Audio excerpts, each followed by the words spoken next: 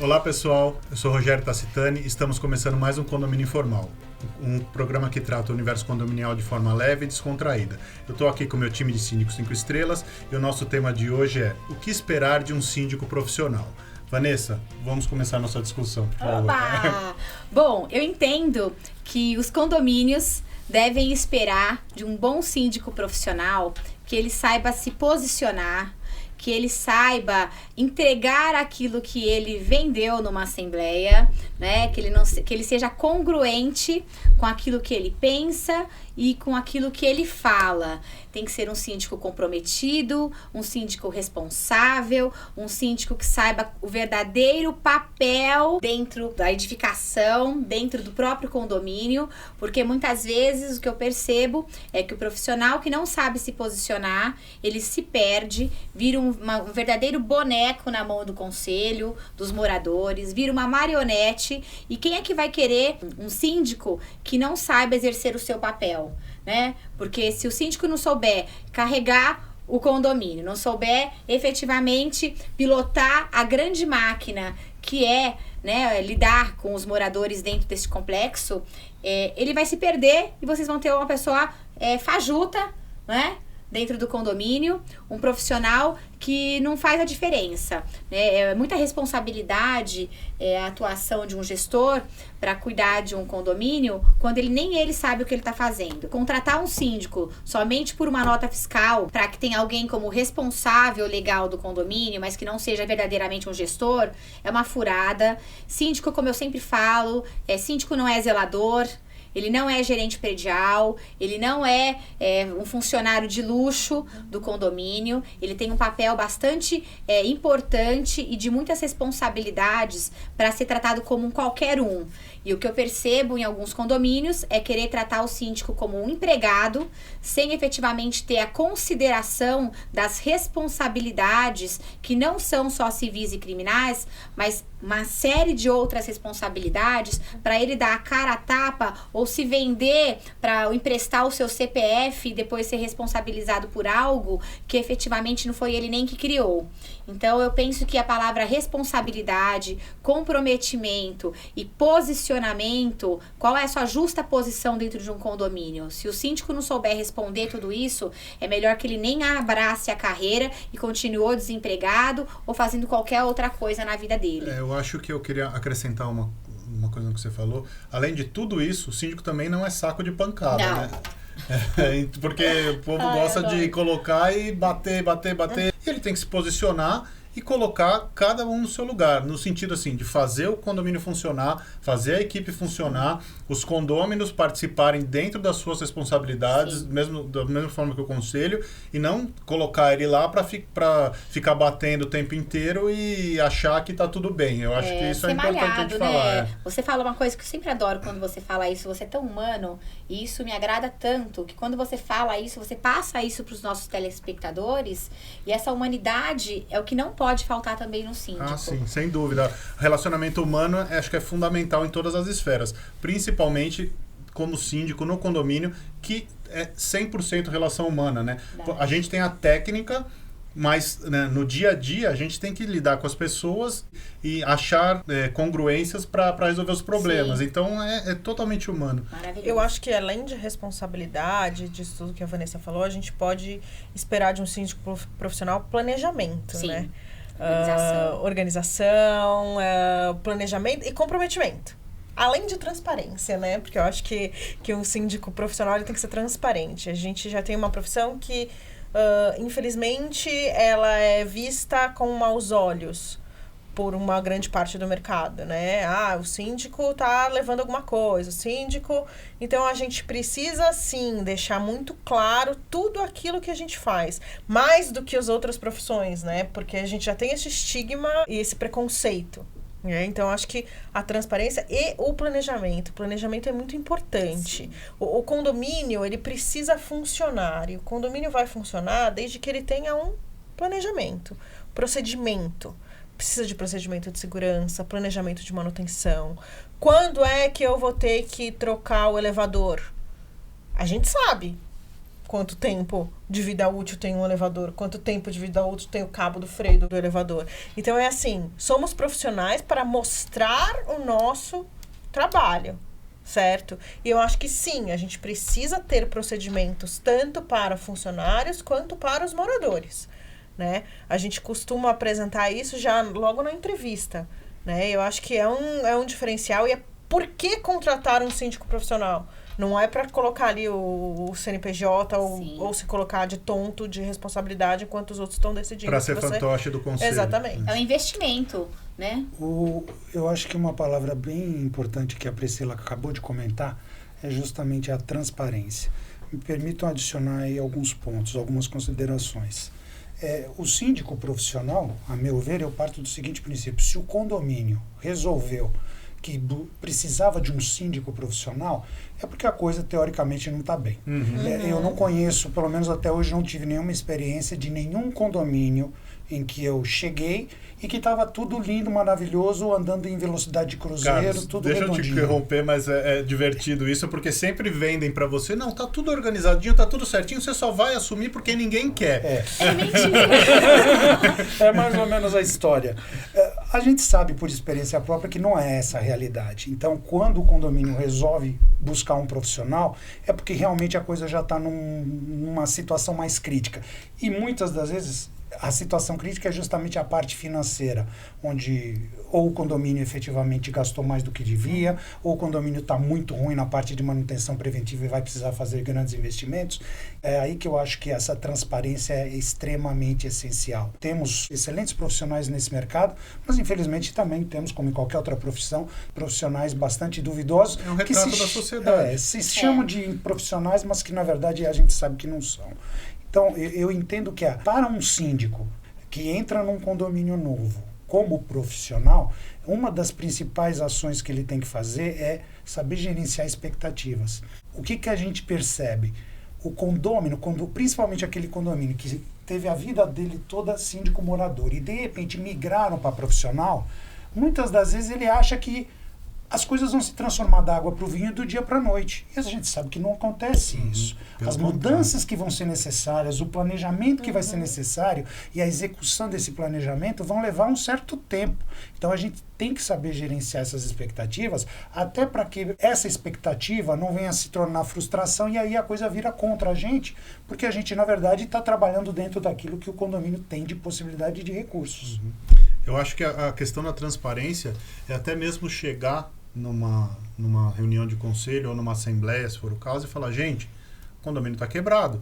Para ter uma conta decente aqui, a gente precisa de 50% de reajuste. Assim, às vezes você tem que dar uma notícia ruim. Você não pode se esconder atrás do seu cargo profissional sem expor para as pessoas o que realmente está acontecendo. Eu acho que é totalmente na linha do que você falou. Eles esperam isso da gente. Uma coisa importante também, quando entra o síndico profissional no lugar do morador, a gente sofre muito boicote, né? Eu acho que isso é importante a gente expor. Gente, eu vou falar, o que mais tem em condomínios com pessoas que não sabem o seu papel, porque não é só o síndico que tem que saber qual é o seu papel. Os membros do corpo diretivo, eles também têm que saber quais são os papéis que eles têm que exercer. E o que eu percebo é morador que vira conselheiro, e aí ele acha que tem um pseudo poder nas mãos, e que o síndico é um funcionário do conselho e tem que fazer aquilo que ele quer, e muitas vezes aquilo que ele quer não é pro bem da massa condominial, é pros seus próprios, como disse você, Carlos, eu adorei, o direito umbilical dele seja atendido, né? Meu direito está sendo agraciado. E ele só tá no conselho por causa disso. É só por isso. A hora que ele tem um plano dele já de desenvolvimento, terminou tudo tudo aquilo que eu queria, já tô fora. Ou não, ele boicota o síndico. Olha, esse síndico diz muitos nãos pra mim, então eu vou começar a fazer um processo de licitação com outros gestores nas costas do gestor, começa a usar efetivamente de armadilhas, informando aos moradores nos grupos do WhatsApp, que muitas vezes os síndicos não participam, e eu também não recomendo que participe nos grupos do WhatsApp. Ele fala que o síndico não passou as informações quando ele passou. Ele vende uma imagem totalmente distorcida do gestor, porque você imagina que o conselho é uma construção de pontes. E essa ponte, ela está completamente quebrada. E se o gestor não for perspicaz e ter realmente o controle daquilo que ele está fazendo, ele cai, né? Cai, que eu digo, né? Ou é destituído, ou ele não é reeleito, ou ele sai ainda queimado, mal falado dentro dos condomínios por conta de conselheiros, sim. Eu tive casos, inclusive, já na minha carreira, de uma conselheira que me odeia. Me odeia, quer parecer comigo, inclusive, mas nunca vai ser, não é? Efetivamente, porque aquilo que você faz de errado volta para você, a vida é espelho, não é? Nunca passava informações muito concretas e corretas para a massa condominial. E aí, obviamente, quando a massa condominial vinha me perguntar, eu ficava sabendo do problema. Eu falava, nossa, mas isso não aconteceu, isso eu passei. Mas como falaram isso? Ou seja, boicotando na cara dura, entendeu? Então tem que tomar muito cuidado, porque às vezes, para você ver como o síndico é polivalente, ele tem que se preocupar com tudo isso e ainda tem que se preocupar em manter a imagem dele ilibada por conta da maldade humana. Então, Vanessa, mas além do conselho que você falou, expôs bastante, a gente sofre muito boicote dos funcionários também, zeladores e porteiros, porque eles acham que a gente vai entrar e vai acabar com algum tipo de benefício que eles têm ou que vai demitir, alguma coisa assim. Carlos, você tem algum exemplo desses para passar para a gente como lidar com isso? Com certeza. E aí eu volto a repetir a frase que eu usei no começo. Trabalhar as expectativas, principalmente do corpo diretivo, que normalmente é com quem a gente interage primeiro, né? E depois com os próprios condôminos. Eu acho que a Vanessa tem um termo até que eu acho bem interessante. O inimigo pago. Inimigo pago, né? O que as pessoas que estão nos assistindo precisam entender? Normalmente, o síndico profissional, ele vem e ele, principalmente se o condomínio nunca trabalhou com síndico profissional, sempre foi síndico morador, esse síndico profissional ele vai acabar com uma série de situações e de vícios que existem no condomínio e que muitas das vezes esses vícios são para beneficiar funcionários, né? É obrigação do síndico fazer com que isso seja revisto e acabar com os vícios que tiver que acabar. E, obviamente, funcionário nenhum quer perder, né, alguns privilégios que possa ter indevidamente. Então, infelizmente, a gente, para trabalhar nessas situações, o caminho que eu sempre tenho seguido eu chamo os funcionários e deixo bem claro que eu quero trabalhar junto, em equipe. Mas, infelizmente, nem sempre é possível. E aí você vai dando chance, chega uma hora que você tem que chegar e falar o seguinte, olha, infelizmente, não vamos poder continuar a nossa parceria devido a uma série de fatores, De qualquer forma, é aí que entra de novo a bendita transparência, né? Você tem que manter o seu corpo diretivo informado, porque normalmente esse funcionário, ele já é um funcionário de estimação dos moradores. E é aí que mora o perigo, né, Priscila? É bem complicado. Você precisa provar por A mais B o que a pessoa está fazendo de errado. É bem complicado. A gente tem dois exemplos muito pontuais. Assim, eu vou falar de um mais antigo, porque o outro ainda está rolando, então vai ficar meio complicado. Mas assim, a gente entrou num condomínio grande. O zelador era esse aqui eu conheço todo mundo e aqui ninguém vai me mandar embora. E a gente entrou porque a gente entra com protocolos, com relatórios. A gente precisa saber o que o zelador está fazendo, está cumprindo o papel dele para que a gente cumpra o nosso. É uma cadeia, não é? As coisas não são independentes, né? O trabalho dele tem que funcionar bem, para o nosso funcionar bem, para o da administradora funcionar bem e assim sucessivamente. E aí a gente chegava para o conselho e falava assim, olha, ele não está ajudando, ele está boicotando o nosso trabalho. A gente pede, ele não faz. Ah, não é possível, ele funciona... E a gente já sabia, a gente já tinha informação de que outros síndicos tentaram falar aquilo e não foram bem recebidos. Então a gente teve que montar uma tática, né? Não, mas a resposta não é possível. Ele é tão gente boa, Aquela história, ele faz... qualquer problema que eu tenho, ele resolve. Ele fica aqui até às 19 horas conversando comigo, né? Ganhando, né? Aí a gente pegou... A gente tem um grupo operacional com todos os prédios, que é com o zelador. A gente colocou um conselheiro dentro desse grupo. E começou a mostrar que a não gente funcionava. pedia E não que funcionava. o funcionário não fazia. E Bolada nas costas. Resolveu. Mas resolveu. Resolveu. A gente conseguiu fazer o desligamento, mas foi bem até pegar complicado. Confiança, né? A palavra confiança. É que os moradores, e a gente tem que levar em consideração, todo mundo é ser humano e a gente acaba se apegando e tendo afinidade com o nosso grupo de pessoas. Vamos nos colocar no lugar dos moradores. Isso acontece muito frequentemente em condomínios pequenos.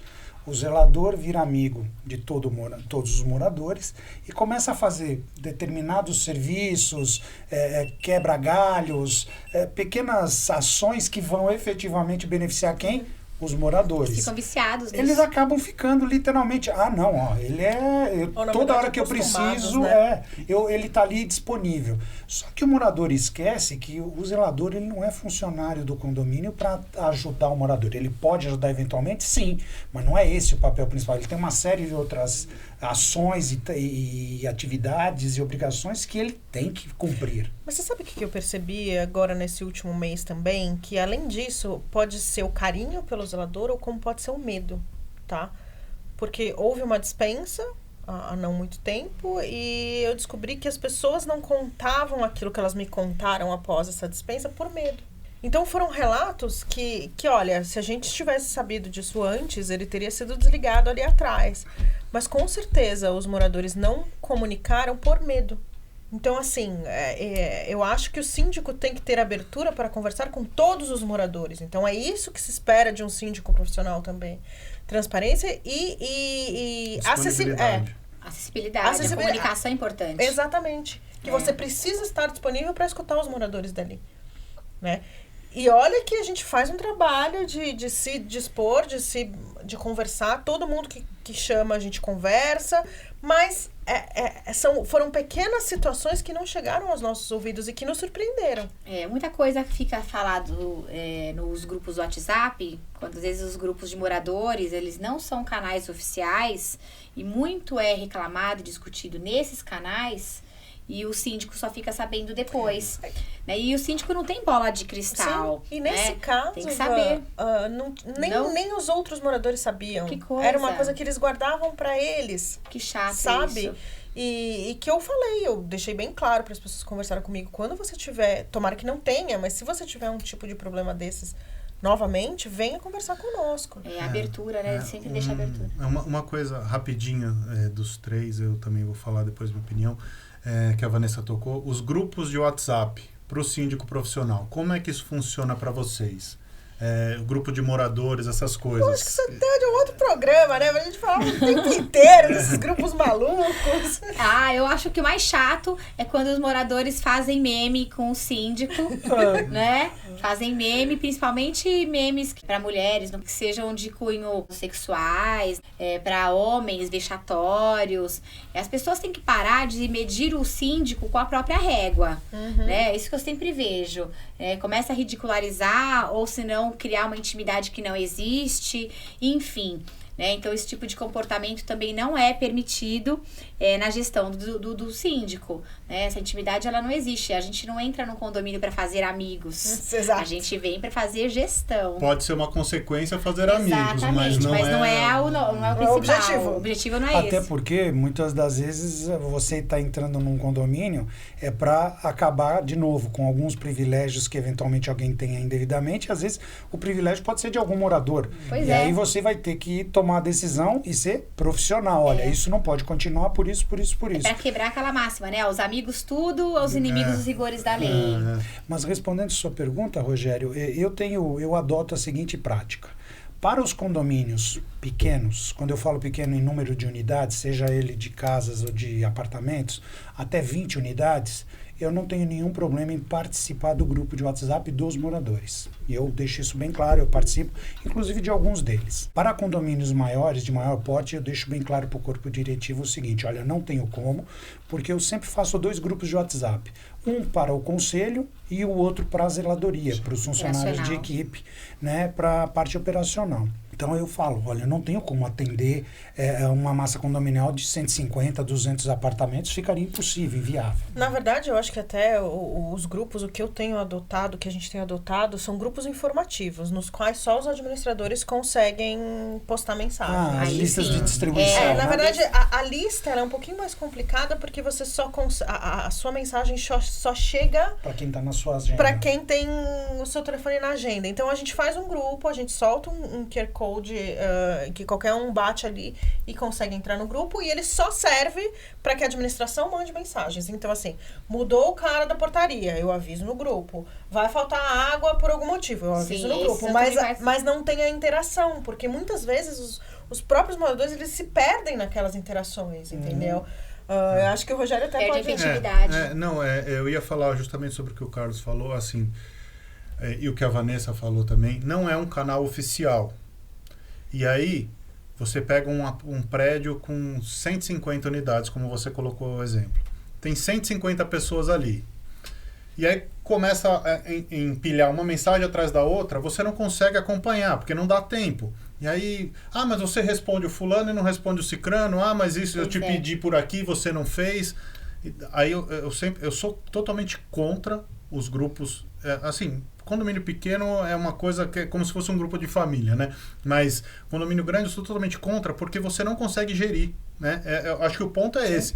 E as pessoas, o que eu percebo é que elas procuram pares para ganhar força, para começar a minar a sua gestão. Também tem esse ponto. E olha, isso não é eficiente, porque a vida é muito dinâmica e o tempo é muito precioso, e eu percebo que tem pessoas que não têm o que fazer e só ficam em grupos WhatsApp o tempo todo. Quem trabalha... efetivamente, e tem muitas coisas para fazer, não tem tempo de ficar com conversa fiada em grupos WhatsApp. E o que eu percebo muito são conversas fiadas para minar briga, discórdia, é apontar o erro sem apontar a solução, enfim, é para criar mais briga e atrito do que efetivamente solução. Eu acho que até a gente pode colocar o que a gente espera de um síndico profissional. Ter um canal de comunicação oficial, tenha um portal do condomínio, responda pelo portal do condomínio. Responda. Cria um histórico disso, né? Que eu acho que é tão importante, que aí você vai descobrir se o cara de baixo realmente tem uma implicância com o vizinho de cima em relação a barulho, se o cachorro realmente atrapalha mais do que um morador ou não. Então você tem um histórico.